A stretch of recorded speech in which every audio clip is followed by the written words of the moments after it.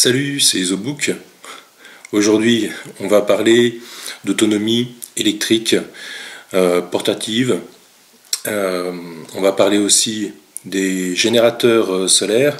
En ce moment, ça fait un petit peu le buzz suite à une vidéo qui vient de sortir de notre ami américain. Donc je pense qu'il y a certaines choses à savoir. Moi, j'avais prévu de sortir cette vidéo-là d'ici à peu près 4 ou 5 jours.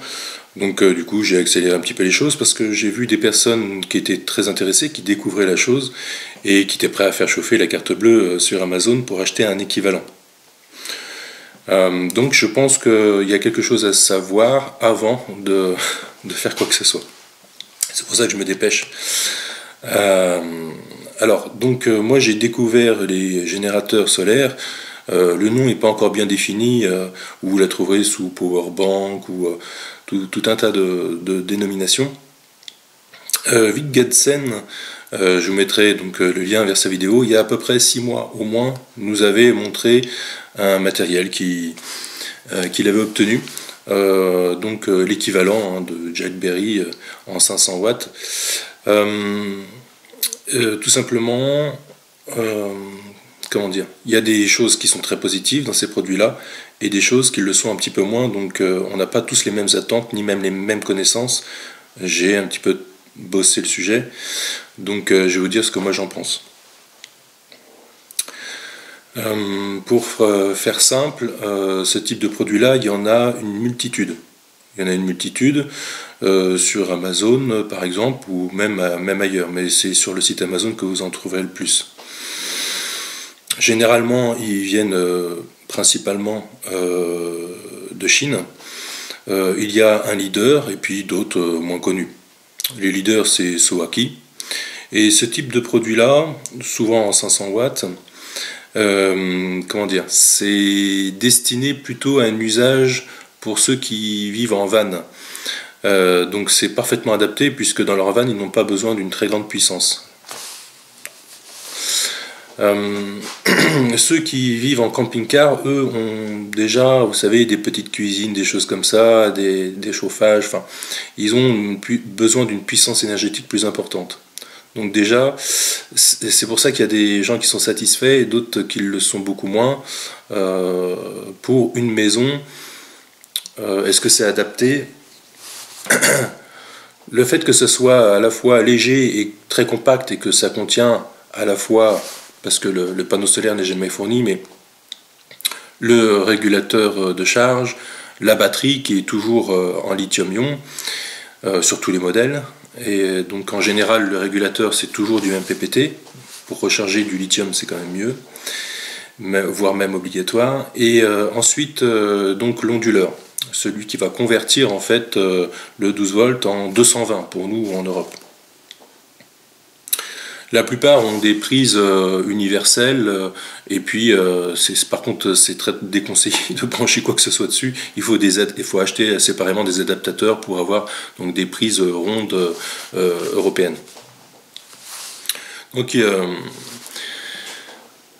par contre, ce qui va changer sur ces produits-là, c'est qu'ils n'ont pas donc tous un convertisseur en pur sinusoïde. Et le fait que ça soit pur sinusoïde ou pas, ça change beaucoup de choses. Donc il faut bien lire, et lire les commentaires, etc. Parce que la plupart mentent, donnent des indications, donnent par exemple 500 watts, alors que ça, au bout de 300 watts, l'appareil se met en sécurité. Vous voyez. Donc qu'est-ce que la puissance nominale? Qu'est-ce que la puissance de crête? Mon appareil, qu'est-ce qu'il consomme au démarrage?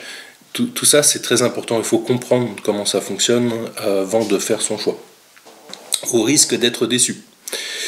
Donc après cette vidéo-là, vous pourrez vous en prendre que vous-même, sauf si vous ne l'avez pas vu. Donc oui, ces produits très compacts se déplacent facilement avec un panneau que l'on peut porter à une main et puis l'appareil dans l'autre. Donc si le panneau n'est pas trop lourd, mais à la fois assez puissant pour pouvoir le recharger, c'est une bonne solution pour évacuer par exemple. Après, moi j'avais plutôt une autre optique, puisque je ne vis pas en van, je n'ai pas de camping-car. Moi ce que je voulais, c'était un système qui me permette, en cas de coupure de courant dans ma maison, de pouvoir Bon, c'est sûr que j'ai un poêle, donc je me chauffe au bois. Donc j'ai ensuite tout ce qui est cafetière. On peut très bien utiliser une cafetière italienne et il suffit juste de verser de l'eau chaude. Verser de l'eau chaude, donc on peut chauffer l'eau avec une gazinière à gaz. Voilà. Et puis s'il n'y a pas d'électricité, ben, le petit allumeur électronique, ben, il suffit de prendre un briquet et puis ça s'allume. Donc pour tout ça, il n'y a pas besoin d'électricité. Moi j'ai besoin d'électricité, par exemple pour faire fonctionner ma chaudière au fioul qui alimente mon chauffage dans la maison. Si jamais il fait froid en plein hiver sans électricité, je vais rester au chaud. L'idéal, ça aurait été bien de pouvoir aussi regarder la télévision, ça aurait été bien de pouvoir se servir de sa box et de son ordinateur. Ce qui se passe, c'est qu'avec ce genre de petit appareil à 500 watts, c'est mort. C'est archi mort. Ok, vous pouvez faire fonctionner une petite perceuse sur batterie. Ok, vous pouvez brancher un écran plat qui n'est pas de très grande taille, qui va consommer 100 watts. Oui, ça fonctionnera. Vous pouvez recharger la batterie de votre ordinateur portable. Ça fonctionnera. Mais faire fonctionner une tour, non. Donc, dans une maison, ce type de générateur solaire pourrait servir essentiellement soit à démarrer une cafetière moderne, électrique, ce qui n'est pas la chose primordiale, ou soit faire fonctionner une télé. Mais garder ses aliments au frais, sa viande congelée dans le congélateur, c'est mort. Ça va pourrir, c'est foutu. C'est pas avec ce type de produit de 500 watts que vous pouvez faire tourner un frigo. C'est pour ça que certains vous parlent de frigo 12 volts. Un frigo 12 volts, ça vaut en France, avec la TVA, ça vaut autour de 350 €. Et c'est petit. C'est du matériel qui est destiné donc aux camping-cars, etc. Il y a en fait des systèmes qui permettent de fonctionner en 220, en 12 volts ou même carrément à gaz. Certains ne fonctionnent que à gaz. Ça se trouve plus en neuf, il faut le trouver d'occasion sur le bon coin.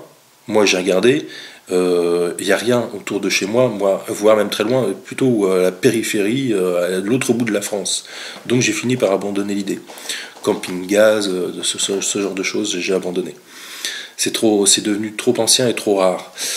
Et puis les gens continuent de vendre ça très cher, quasiment à peine en dessous du prix du neuf, alors que il n'y a plus de gaz, le truc il est pourri, les joints sont foutus, enfin ça vaut pas le coup, ça vaut pas la peine. Donc qu'est-ce qu'il nous faut? Il nous faut un générateur solaire qui fasse au minimum, je dis bien au minimum, 1000 watts. En dessous de 1000 watts, à part la télé, vous ne pourrez rien allumer dans une maison. Rien. Il faut bien comprendre ça. Un générateur solaire de 1000 watts, aujourd'hui en France, il y en a plein. Donc tout à l'heure on a parlé de la marque Soaki, mais je ne crois pas qu'ils font un modèle en 1000 watts. Par contre, il y a Goal Zero. Pareil, ils ont un Yeti 500 watts, ils ont un autre modèle de 1000 watts, mais ça vaut une blinde. Une blinde supérieure à 1000 €. Ah, est-ce qu'aujourd'hui, la plupart des gens sont prêts à mettre plus de 1000 € pour un appareil de secours qui pourrait éventuellement être amené à se servir ou alors, bien sûr, en cas d'effondrement, d'un point de vue survivaliste, si jamais il arrive ce qui doit arriver, bien sûr que c'est intéressant, sauf que on est toujours dans l'expectative et puis on n'est pas tous très riches. Alors on essaye de faire des compromis et de faire le meilleur choix. En fait, quand vous regardez des vidéos de camping-caristes, etc., eux, ils vont vous montrer leur système. Alors leur système, il est simple, il est un convertisseur onduleur de plus de 1000 watts, donc. et une batterie cellule. Alors oui, les camping-caristes appellent ça donc batterie cellule, batterie auxiliaire. D'un point de vue maritime, pour les bateaux, on va appeler ça une batterie marine. Tout ça, c'est la même chose. C'est-à-dire que c'est une batterie à décharge lente. Donc, ce qui fait que ça dure beaucoup plus longtemps qu'une batterie de voiture. Une batterie de voiture, si vous voulez beaucoup d'autonomie, il faut les brancher en parallèle. Sauf que avoir plusieurs batteries de récupération de voitures, si vous en avez une à 60 ampères heure, l'autre à 75, l'autre à 90, vous ne pouvez pas. Il faut absolument que ce soit la même marque et le même ampère heure. Donc que des 60 ampères heure de la même marque. Vous pouvez brancher ensemble. Sinon, elles vont se vider l'une l'autre. Elles vont se dégrader très rapidement. Ça va fonctionner, hein, mais pas longtemps. Vous allez, à la longue, les bousiller. Donc moi au début je voulais faire comme ça, je suis allé en déchetterie parce qu'ils en reçoivent régulièrement. Donc les gens ont des batteries vides, ils savent même pas que les chargeurs de batterie existent, alors ils se posent pas la question, et ils vont à Super U, ils prennent une nouvelle batterie, comme si c'était une pile quoi. Et puis ils la changent et puis ils mettent en déchetterie la batterie de voiture. Donc quasiment tous les jours les déchetteries reçoivent des batteries de voiture qui demandent juste à être rechargées. Et c'est gratuit. Voilà. C'est juste que moi j'ai donné mon numéro de téléphone parce qu'il y a un service qui vient les récupérer tous les 3 jours. Forcément ça a tellement de valeur. Et puis dedans il y a une quantité de plomb phénoménale. Donc aussi c'est pareil. Pour la recharge en poudre noire, si vous voulez du plomb, là-dedans c'est que ça. Il est pur. Facile à fondre. Alors, qu'est-ce que je voulais dire? Donc, on m'a jamais appelé. Hein. Les déchetteries, finalement, m'ont jamais passé le coup de fil, tant espéré. Et ensuite, j'ai eu l'idée de chercher une batterie en casse. Alors, des grosses batteries 130 ampères heure de camions, de poids lourds, on trouve ça dans les casses poids lourds. Il n'y en a pas partout. Une casse voiture, il n'y en a pas loin de chez moi. Faut compter à partir de 90 ampères heure ou 80 ampères heure, faut compter 50 € la batterie d'occasion. Elle peut avoir 5 ans, 1 an, 10 ans, ils cherchent pas. Hein. C'est 50 € la batterie. 50 € la batterie, attends, c'est hyper cher. Moi j'ai acheté une batterie neuve dans un magasin spécialisé en équipement auto, c'est là qu'on les trouve les moins chers, même moins chers que sur internet, hein, 60 €. 75 ampères heure, toute neuve. Alors par contre à l'intérieur forcément c'est liquide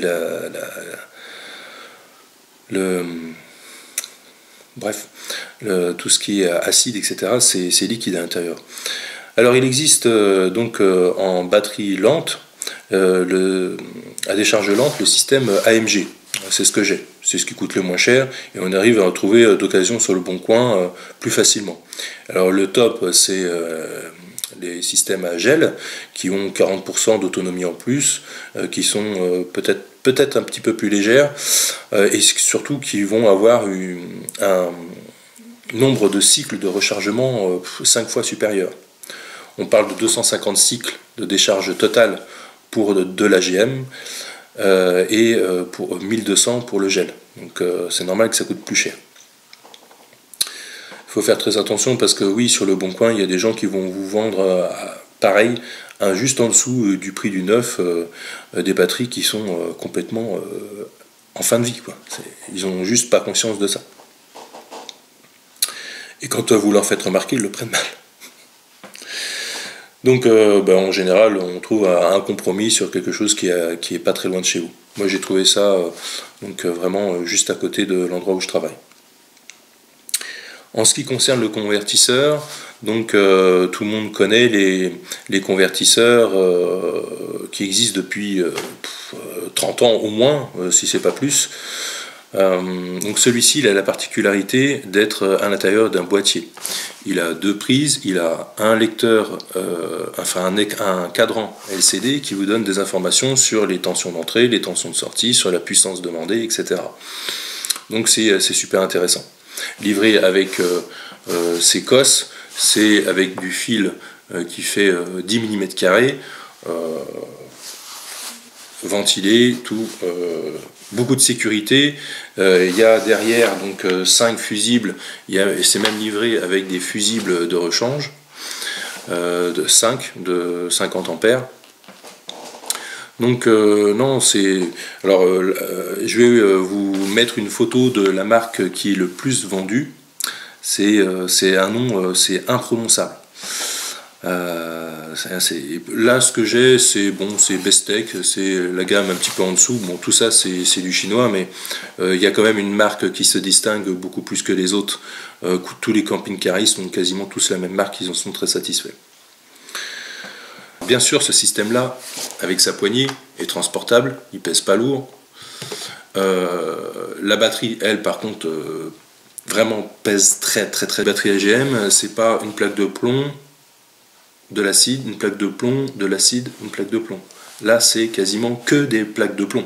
Et entre chaque plaque, il y a donc des buvards imbibés de solution pour transmettre le courant. Donc du coup, il y a plus de plomb, c'est plus lourd. Ça, c'est vraiment beaucoup plus lourd qu'une batterie de voiture. Donc c'est la limite de ce que je peux transporter moi. Bien sûr, Mémé, elle ne peut pas transporter à la main cette batterie-là. Il faudra une petite planche de roulette. Donc comme je disais, il faut vraiment le pur sinus. L'inconvénient de ce système-là, cet onduleur, je l'ai touché à 98 €. Il fait 1200 watts et 1700 watts crête. D'accord? Pour avoir l'équivalent avec donc une génératrice solaire, faut compter au moins 1000 €, enfin plus même. Ce qui se passe, c'est que oui, alors si mon appareil faisait donc du MPPT, pur sinus, batterie lithium, généralement c'est autour de 30 ampères heure. Alors c'est pas beaucoup, ça c'est 100 ampères heure. 30 ampères heure, ça va se décharger assez vite, mais à fond. C'est pareil pour l'AGM, c'est à fond, alors qu'une batterie de voiture, vous descendez pas en dessous de 70% de sa capacité, parce qu'après c'est mort. Et vous la flinguez. Ça c'est fait pour, pas une batterie de voiture. Une batterie de voiture, c'est une batterie de démarrage. Oui, ce que je veux dire, c'est que ce produit-là, s'il est pur sinus, etc., à 300 €, franchement, moi je l'achète tout de suite. Hein. Tout de suite. Même si c'est pas très puissant.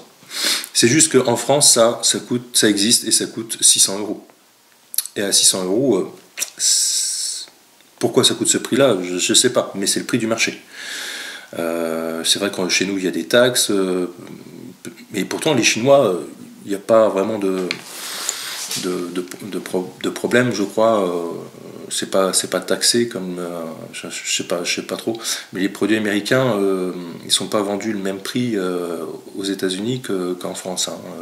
Il y a des frais de douane et puis après les 20% qui se rajoutent.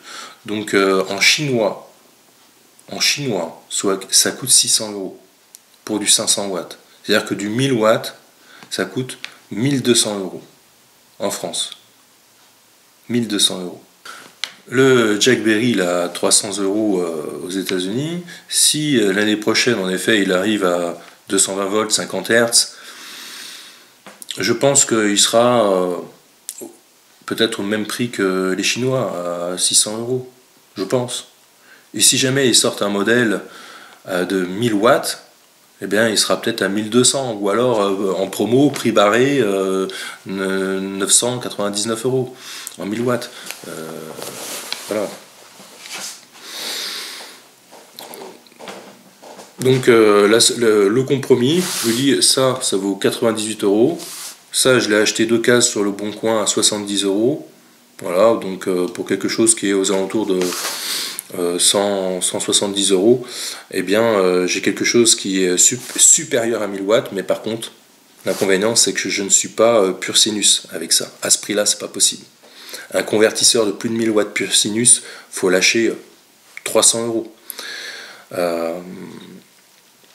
Alors du coup, moi je vais faire le test avec vous, je peux allumer beaucoup d'appareils. Par contre, pour la télé, je suis pas rassuré. Quand vous branchez, on entend un petit grésillement. Franchement, je déconseille. Pareil pour tout ce qui est ordinateur, etc. Il faut, alors, quand c'est pas du pur sinus, ils appellent ça sinus modifié, quasi-sinus ou pseudo-sinus. Ça, ces trois-là, ça veut dire la même chose. C'est que c'est pas du pur sinus. Et il faut vraiment du pur sinus si vous voulez brancher quelque chose d'électronique de valeur dessus. C'est clair. Voilà.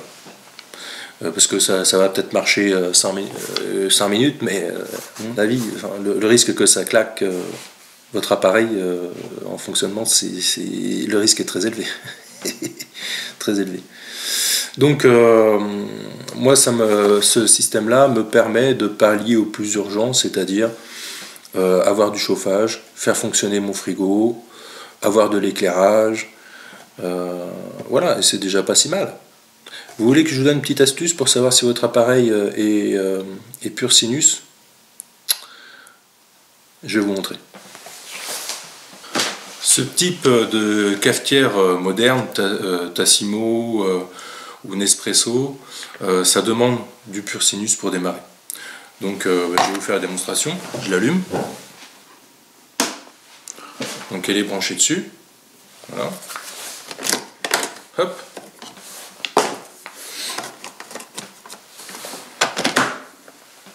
Et là, ça s'allume en rouge. Ça va pas vouloir démarrer. Donc, c'est bien la confirmation que ce n'est pas un appareil pur sinus. Maintenant, c'est capable de faire autre chose aussi. Sinon, ça ne servira à rien. Allez, on va essayer d'allumer ce poêle à pétrole. Voilà.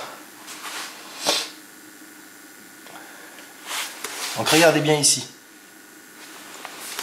On a 12,3 en entrée, 230 volts en sortie. Là, il est en train de prendre 230 watts.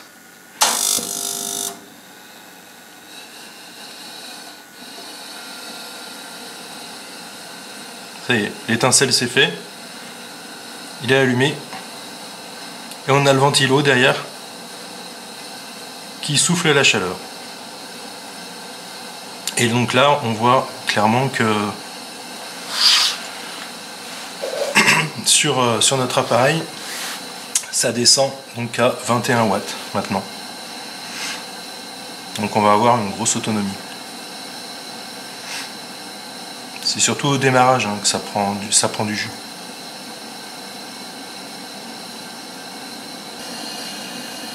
Voilà. Donc bien sûr, il ne faut pas garder ça devant une source de chaleur, c'est évident, donc on va l'arrêter.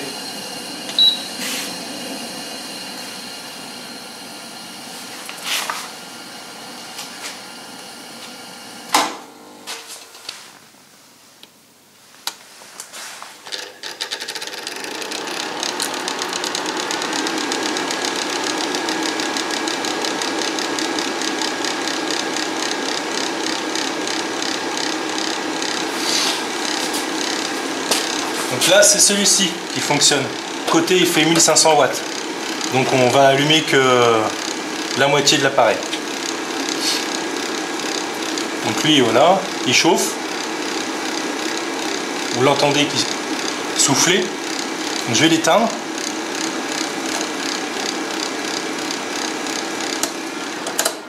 Ah. Ah oui.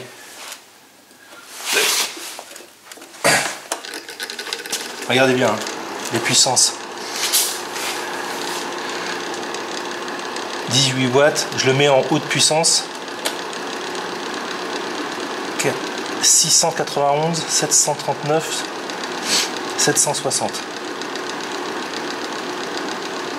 Là, il est à haute vitesse et il chauffe. Je le mets à fond. Voilà. Ça, avec les petits générateurs solaires à 500 watts, c'est mort. Donc maintenant, on va essayer l'autre. Il est déjà branché ici.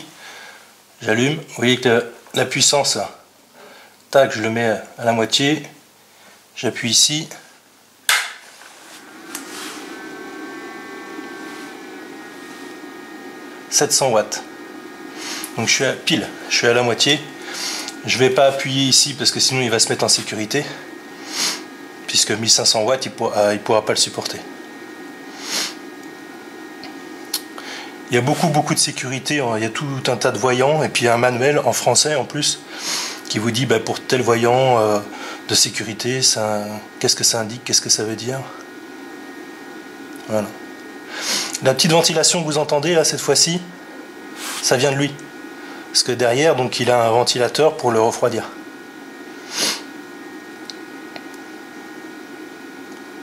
Ok, donc on va l'éteindre. Voilà. Et la ventilation s'arrête tout de suite. Sa ventilation ne tourne pas en permanence. Elle ne tourne que quand il se met à chauffer. Alors on va continuer à lui mettre des trucs par la gueule.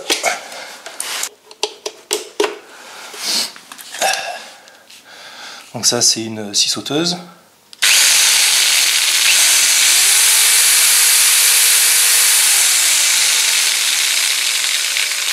Ok.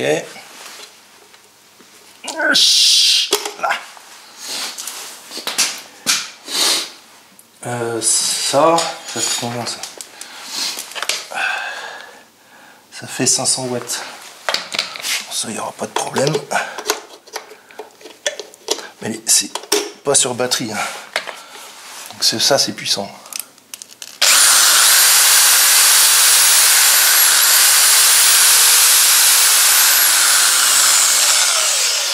Pas de problème. Par contre,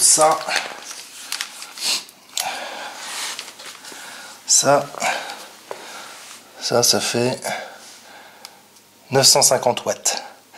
Ça par contre, je sais pas si ça va bien fonctionner. On va tester ensemble. Putain, je finis par m'y perdre moi avec tous ces câbles. Alors.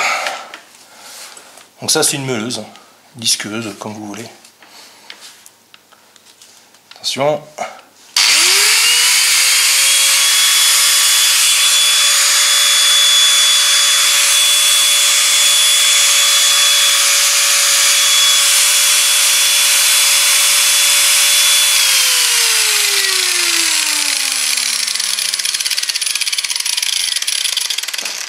Regardez bien au démarrage ce que ça prend.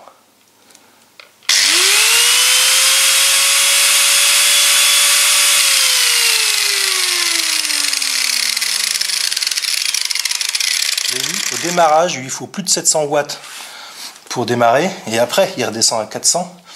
Mais si vous avez un appareil à 500, il ne démarrera jamais.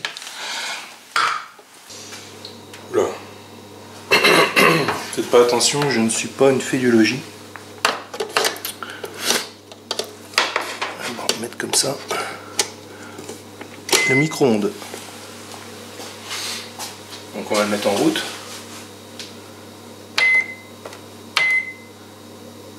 Pleine puissance.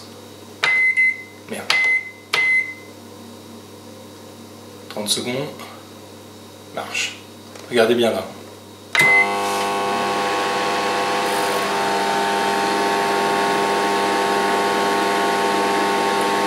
On est quasiment à 900 watts.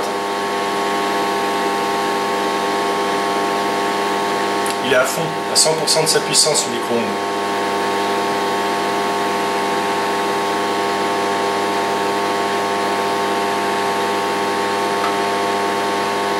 « 4, 3, 2, 1, 0. »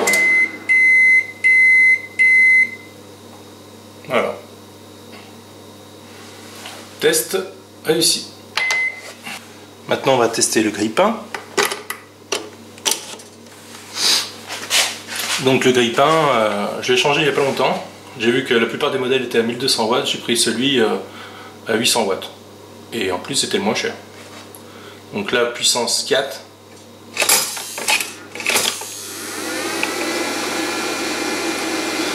Donc là, il lui prend 814 watts. Donc c'est des résistances qui chauffent au rouge. Et là on entend le ventilateur du convecteur.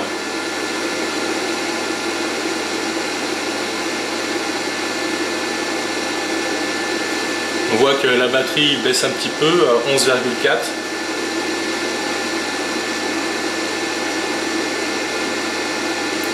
On va regarder à l'intérieur si c'est rouge. Oui, c'est rouge. Voilà. Ça chauffe. Grille-pain, test réussi.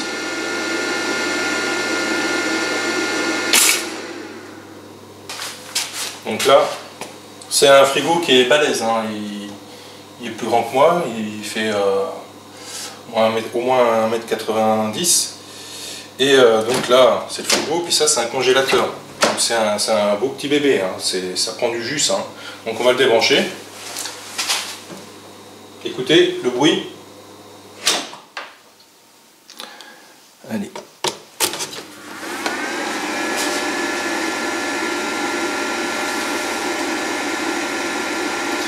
Donc il a pris 1000 watts au démarrage, tac. Donc là, il fonctionne, on l'entend qu'il fonctionne, mais il prend que 12 watts. Donc là on entend le frigo qui fait un petit bruit, c'est tout simplement c'est un froid ventilé, donc ça doit être les ventilateurs. Donc ce que je vais faire pour qu'il se déclenche, c'est que je vais ouvrir les portes. Voilà. J'ouvre le congélateur, le frigo, et puis j'augmente la puissance du froid à fond. Donc maintenant il ne reste plus qu'à attendre. Et puis si jamais c'est trop long, je couperai un petit peu.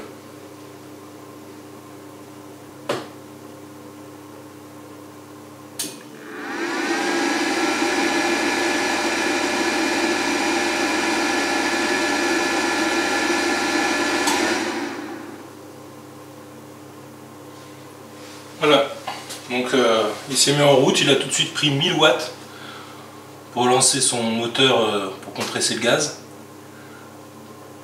Donc ça fonctionne parfaitement. Donc là, on va tester une des choses les plus importantes, la chaudière Fuel. Donc c'est une vieille chaudière Chappée qui a au moins 40 ans. Alors, je vais brancher ça comme ça. Ah putain. Allez, s'il te plaît, rentre là-dedans. Ah, je sais même pas si ça va rentrer dedans, c'est une vieille prise. Donc la vieille prise ne rentre pas. Donc ce que je vais faire, c'est que je vais la mettre dans le multiprise. Hop, voilà. Elle est tellement vieille que c'est plus aux normes. Je vais mettre là-dessus. Donc ça, multiprise, ça rentre sans problème. Puis j'appuie sur le bouton rouge.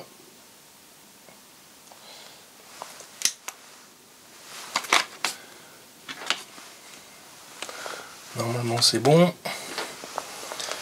Alors, donc maintenant le test ultime. La chaudière. Va-t-elle démarrer? Ça, franchement, j'en sais rien du tout. Donc la chaudière.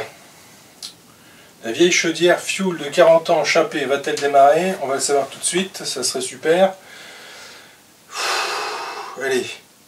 Est-ce qu'il va se mettre en sécurité? C'est possible.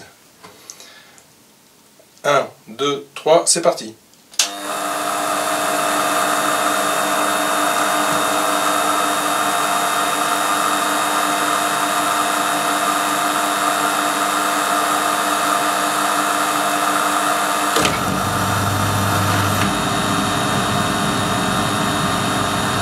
Bon. Impeccable.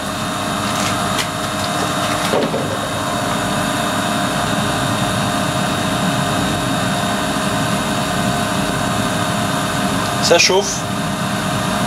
Le brûleur s'est mis en route.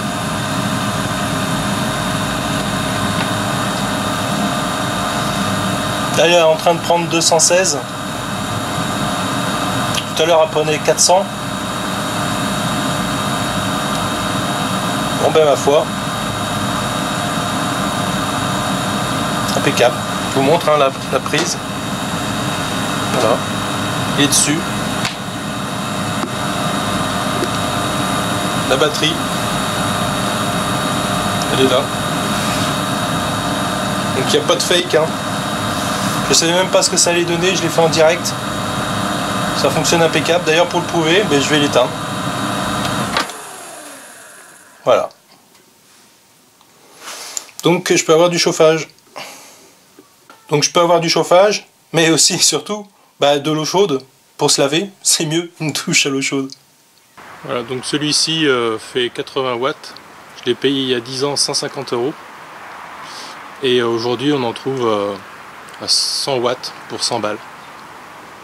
Voilà, donc maintenant je vais tenter de recharger ma batterie à décharge lente. Voilà, donc c'est pas compliqué. Je prends ça. Je prends ça. Vous voyez que c'est pas les mêmes cosses. Parce que c'est pas fait pour aller dans une voiture ça. Voilà. Même l'idéal c'est carrément de mettre comme ça. Voilà.